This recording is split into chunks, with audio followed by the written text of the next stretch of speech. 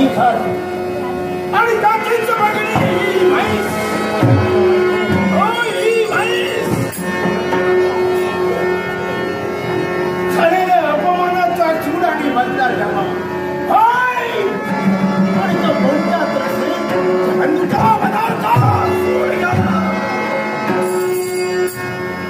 नाही कित्येक झालेले धाव टाकले पण नाही अपयश, अपयश अपयश आणि गावात अपयशाचा होय माझ्या बंधूच्या भटाचा